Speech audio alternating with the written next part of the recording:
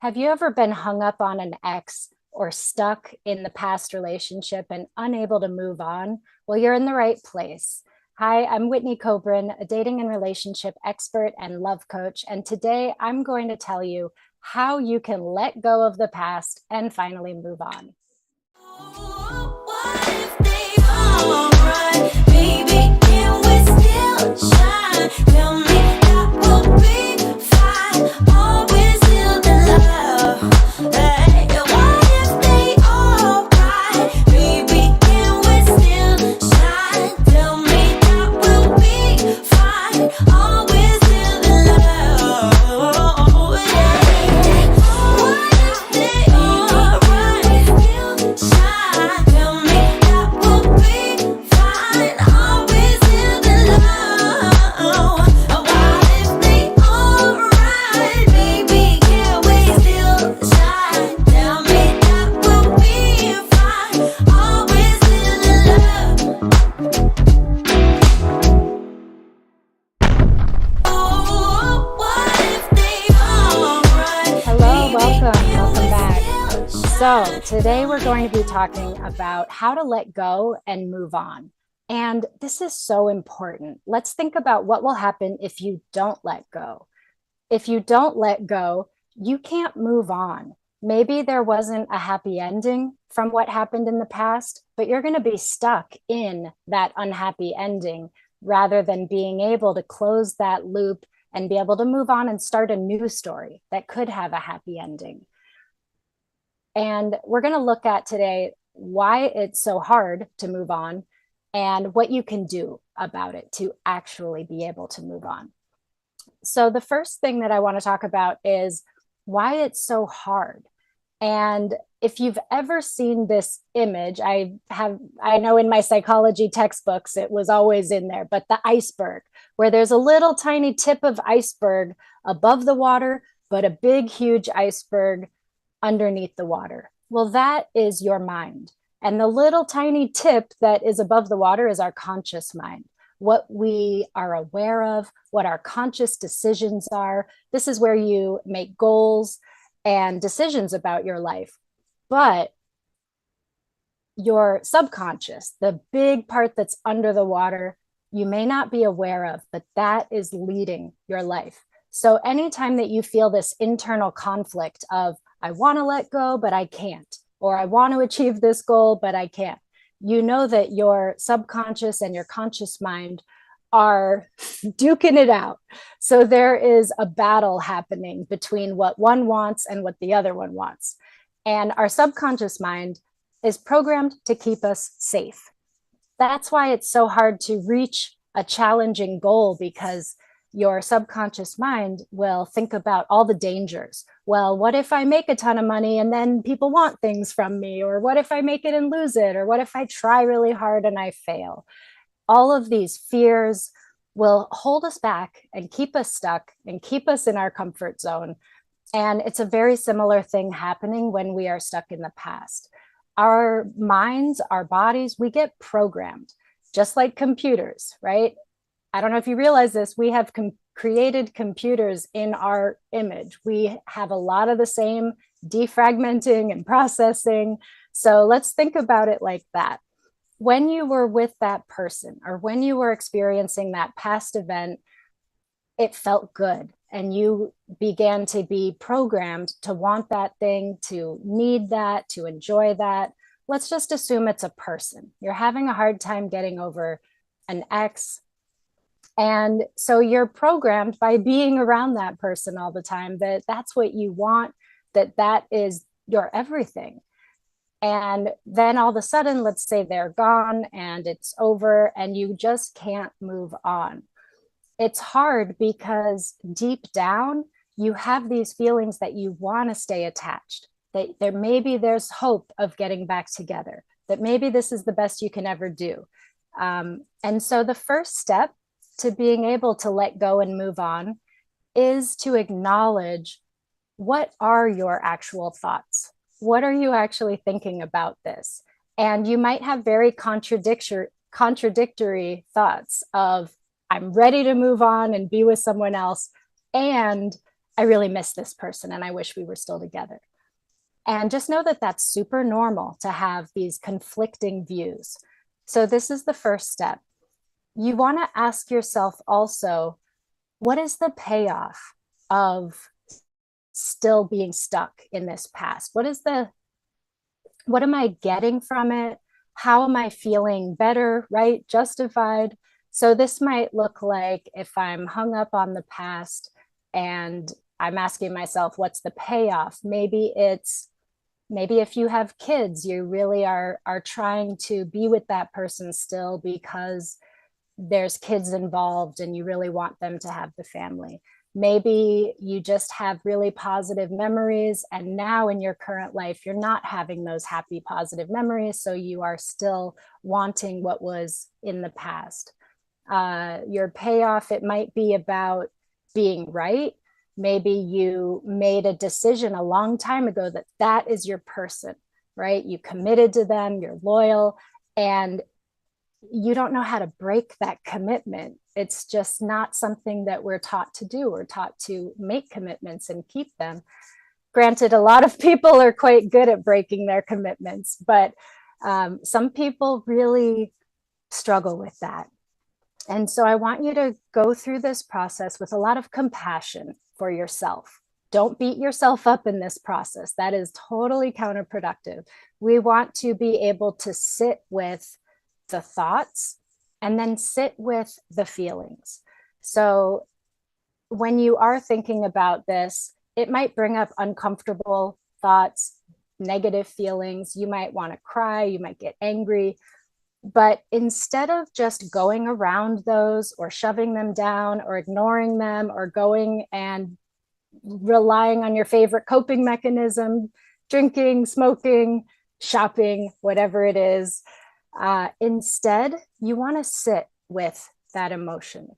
So, sitting with it means that you focus on it, you feel it, you let it give you all that feeling that you really kind of want to ignore.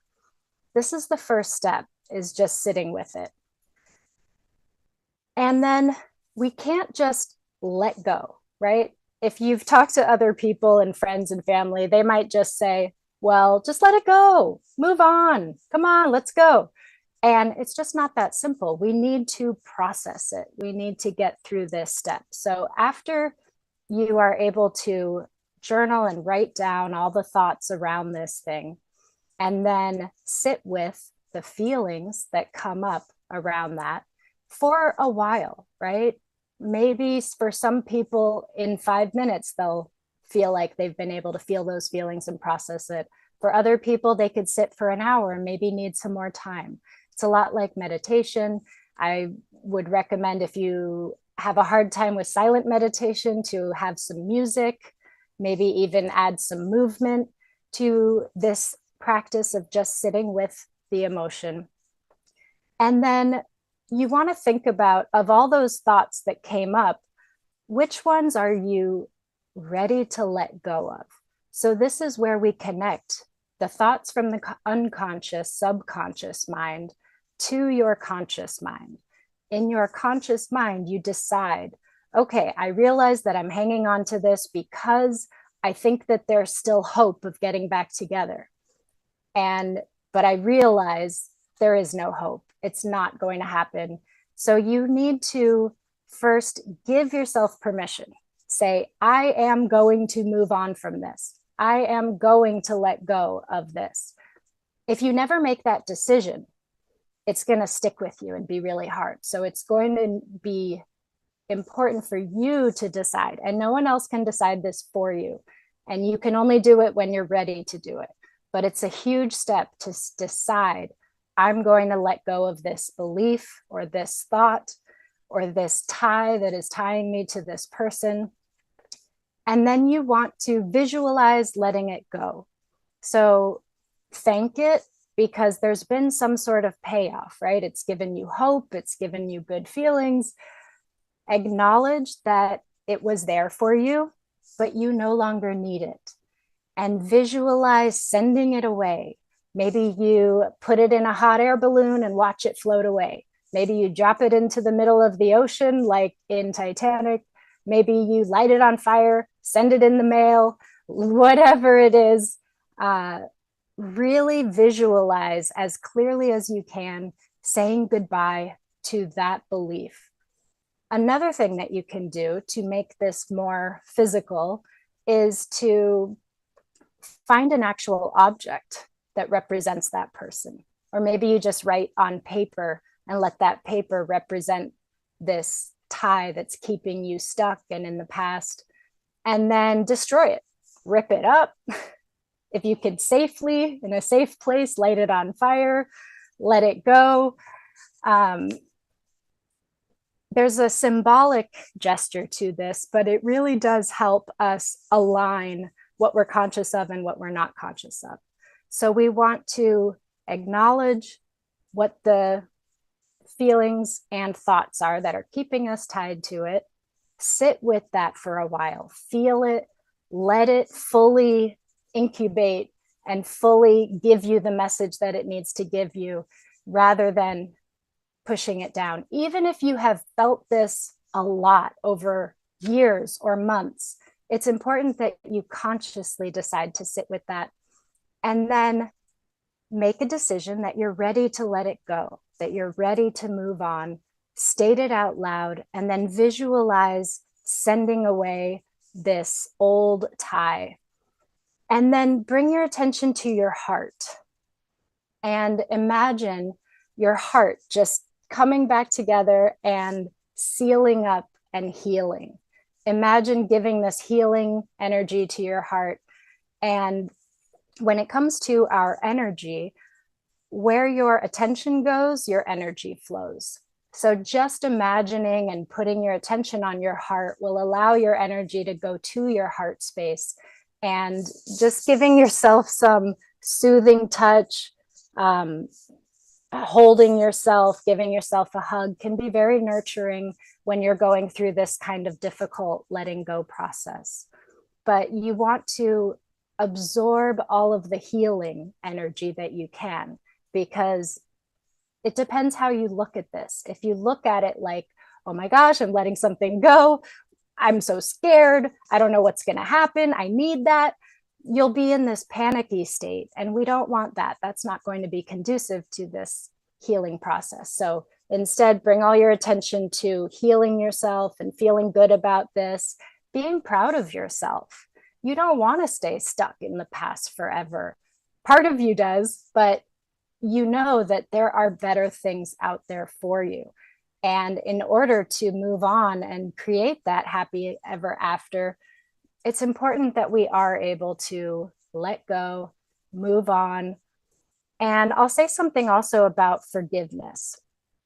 Forgiveness is not for the other person, right? If somebody has wronged you, hurt you, left you, broke your heart, whatever they've done, it sticks with us, right? That heartbreak, that anger.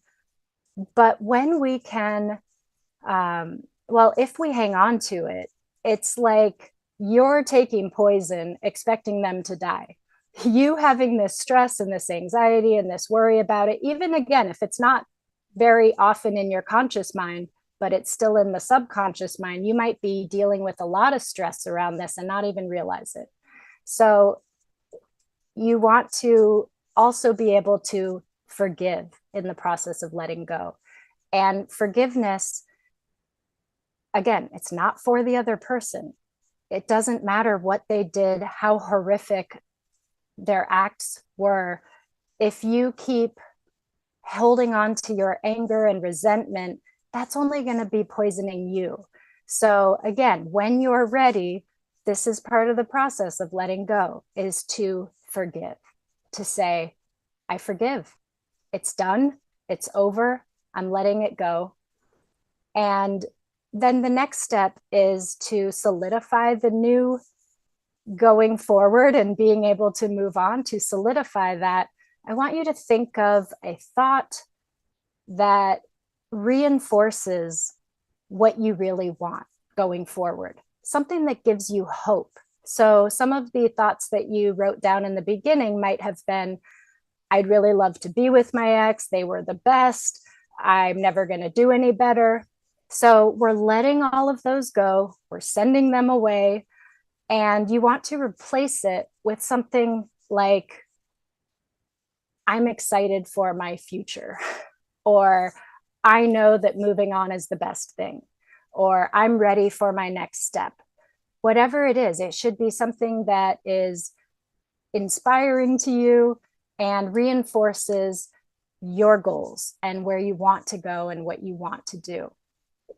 So I know that this can be a really hard process because we want to hang on to the past. But if you want a new future, if you want to let go, and at some point, it's pretty much always going to be important to let go of something that is keeping you stuck and holding you back.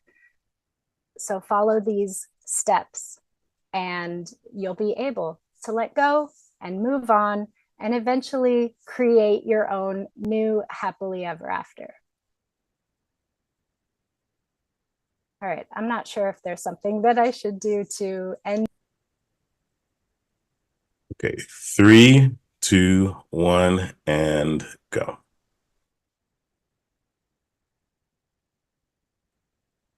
If you enjoyed the program today and got some benefit out of it, I would love to hear from you. You could reach me at my website, whitneykobrin.com. That's WHITNEYKOBRIN.com. And for ladies who are looking to improve their love life, their self-love, their dating, their relationship, I invite you to download my app. It's called Love Coach in My Pocket, and you can find it on Apple and you could find it on the iTunes store and Google Play Store.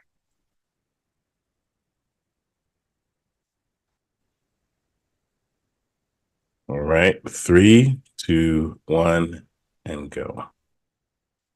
If you enjoyed this program and if you got something beneficial from it, I encourage you to follow the program and also reach out to me through my website, whitneykobrin.com. That's WHITNEYKOBRIN.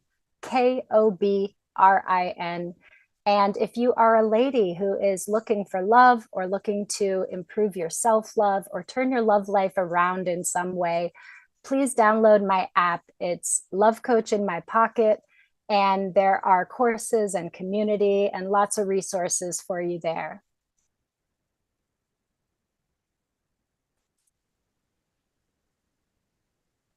Three, two, one, go. Hi, are you single right now? And do you feel like people around you act like that's a disability?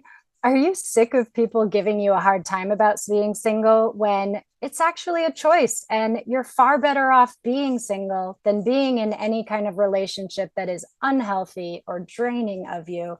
So that's what I want to talk to you today about, is the joys and unexpected delights of being single.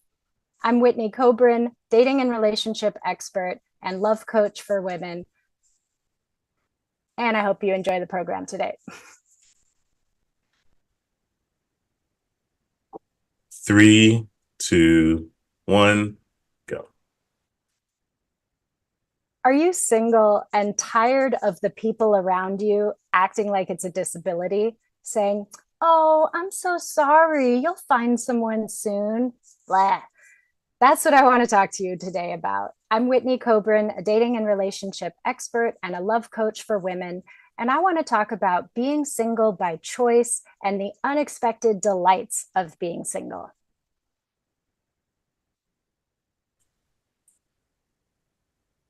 Three, two, one, and go. Hello, I'm Whitney Kobrin. Thank you for being here today. And I'm a love coach. I worked as a matchmaker. I work with a matchmaking company. I am all about love, and I love love. And I love helping people find happy, healthy, amazing, lasting relationships, reinvigorate their relationships.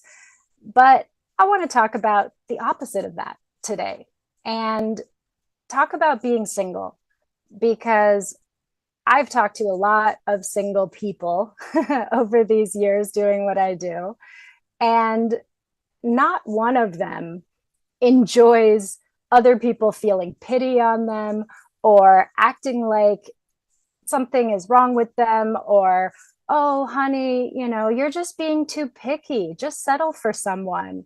Or, telling you that maybe you're trying too hard and you just need to relax and let it happen. I will tell you that your perfect partner is never going to just show up in your living room when you're Netflix and chilling by yourself. No, it doesn't just happen for everyone. It does take some effort. It does take some work, and I bet you've tried the dating apps and websites. You've gone on blind dates. You've worked on yourself and read all the self-help books. Maybe you've gone to therapy or counseling.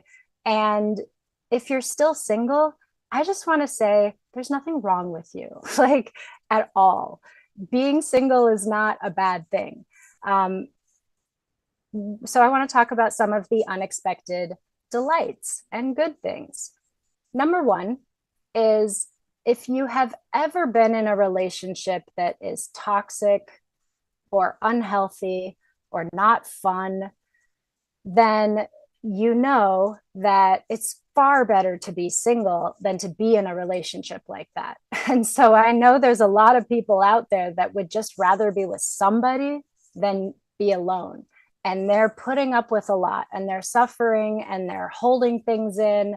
And so when you're single, you don't have to deal with that. You don't have to deal with that toxic energy. You are free to make your own decisions. Um,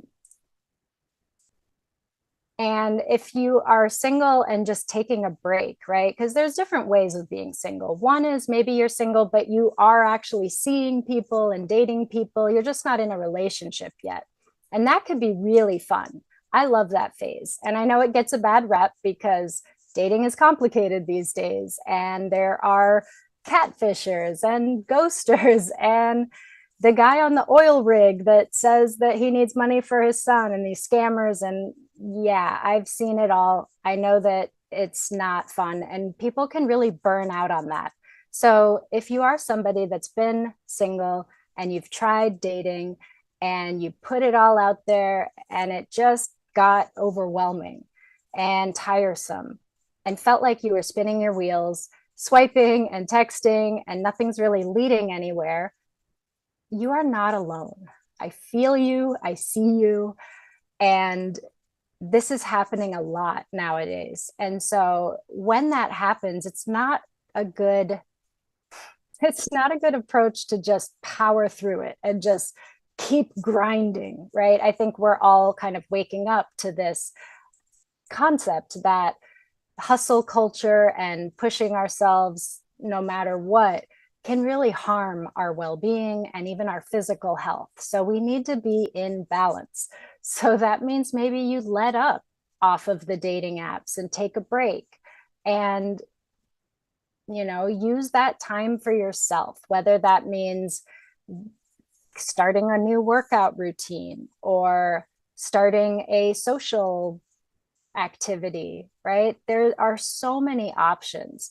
And just because somebody's single, it doesn't mean that they're lonely. And it certainly doesn't mean that they have to be lonely. You have friends and family, most likely. If not, there are so many ways now to meet new friends, to just find things online, find events through Facebook events or Meetup or Eventbrite, and go out and meet some people and hang out with people. And you don't have to feel lonely being single. And if you are single and looking, I encourage you to not only go to singles events and like looking for that person.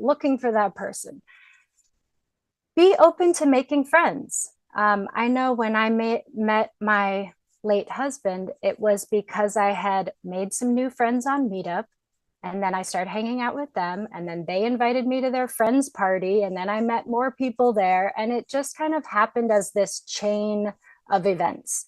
And so when you're too focused on one singular outcome, like I'm going to this speed dating event and I want to find my partner, then if that doesn't work out, you could end up really disappointed. So we want to take the pressure off, keep it kind of casual, allow yourself to be relaxed and be yourself, be authentic, be true to yourself and how you're feeling, and enjoy it. Enjoy yourself. It's like when someone really wants a baby, it's worth enjoying the time before the baby, because that's going to change a lot when all of a sudden you don't have time to yourself very often. So while you're single, I encourage you not to look at it as a bad thing and feel lonely, and definitely don't get lost in your head with, the downward spiral of, I must not be lovable, I must not be good enough, it's never going to happen for me. None of that is helpful, and I hope you don't do that. And I hope that if that starts to come out, that you have some sort of tools or practice like self-compassion or meditation or embodiment or movement or something where you can get yourself back into out of that negative spiral.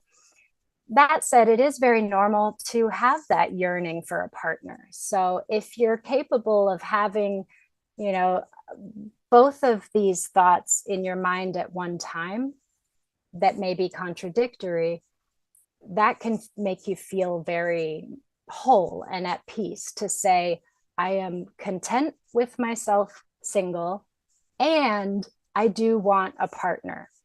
They could coexist, but it doesn't mean that you're going to be working really hard and desperately chasing after finding a partner. Sometimes when we try too hard, it can be like in baseball, if you hold the bat too tight, you can't hit it properly. Or if you catch a butterfly, right? If you hold it too tightly, you could crush it. So there's always this sweet spot, this balance of being open to the new experiences and wanting to invite a partner in, making eye contact with people, giving your number out if somebody seems interesting. We want to be able to do that and balance it out with not feeling like there's too much pressure and too much demand on that. And it's great when you can use that time to not just improve yourself, because I kind of I'm in the self-improvement field, but I have this belief that if we're always trying to be better, if we're trying to change who we are, then that could become a negative influence in our life also. So it's not just about, I'm going to work on myself and I'm going to become a better person so that I attract a better person. I mean, there is truth to that, yes. But really what it's about is you're not becoming something different. You're actually shedding all of the things that are holding you back so that you can truly be yourself and truly shine.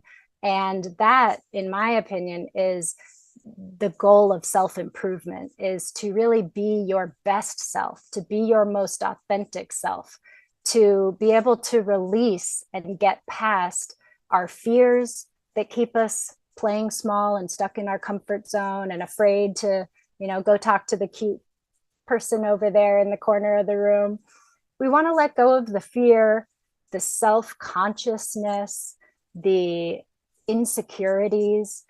When we let go of those things, that's how you become a better person. That's how you improve yourself, because you can just be more agile in your world, more dynamic, able to go with the flow and run with the punches. And when you are called to show up or to be your best self, that you're less shut down or less encumbered. That's a great thing that can come from being single. So pay attention to that and ask yourself, if you are single, Are you going about it like, oh man, yeah, I'm single, kind of deflating, want? Or are you like, yeah, I'm single and I'm using this time to enjoy what I like and explore what I like and be my best self? And that is such a magical place to be. And it does help you to attract a partner who's going to be, on that level with you. Um, I know people that have gone to on so many first dates and so many singles events, and they're just not finding their person. And usually they're very anxious about it. So, if I could give you one tip to improve your love life, to improve the way you feel single, to improve the chance that you'll find an amazing partner who loves you for you, is to work on being more at peace and more relaxed and letting go of this anxiety and worry and fear and insecurity. And I know that might sound like a tall order. If that's something that you feel stuck in, reach out, find a therapist or a coach. I mean, this is something that I work on with my clients. But there's a lot of different resources out there, and find what works for you. I know that meditation has amazing benefits that have been scientifically proven. And yet I know that meditation is not for everyone, but there are other options that you could do as well. So if you're not into meditation, maybe you do something with movement. I actually saw a YouTuber that tried standing on one foot for 5 minutes for a whole month. And she thought it was going to be ridiculous, but she actually was someone that couldn't just sit down and meditate and get much benefit from it. Overactive mind, was always getting in the way, just this antsiness in the body. But when she just tried standing on one foot for 5 minutes, it had all the benefits of what a meditation is. So keep trying new things, keep seeking answers. You really don't want to go into your love life, wherever you're at in that, with anxiety and worry and stress and fear. We want to be able to work through that. And communication really helps with that too. Maybe there is something that's weighing on you or something that is unknown, and that's why you're feeling anxious. So it helps to talk about it. It helps to be able to communicate with those around you, those that care about you, about what you need and how you feel. So this is a great tip that I give to people, even when they're dating and in relationships, that when we're dealing with conflict, conflict is actually an opportunity for intimacy. When we open up, when we're vulnerable, when we share with somebody how we're feeling and what we need, it actually creates more closeness. So there are tips and ways to do this, right? We don't have time to get into everything today. But really what I want to focus on is, if you are single, there's nothing wrong with you. And you hopefully know that already. And I encourage you to live it up and enjoy it. Do what's healthy for you. Do what's right for you. Go to therapy. Go to a counselor. There's group programs. There's all kinds of different options. There's information everywhere.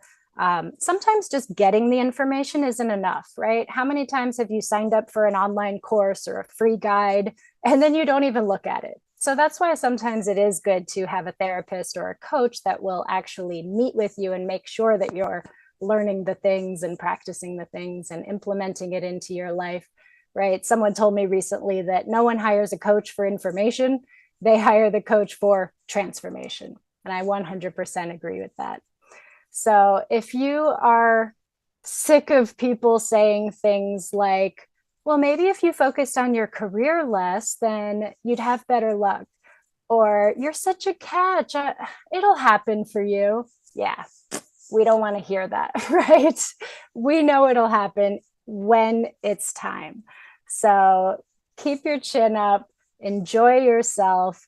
And when you're ready to find that partner, I would love for you to reach out to me and I can help you. You can reach me at whitneykobrin.com or download my app, which is Love Coach in My Pocket. Thanks, and see you guys next time.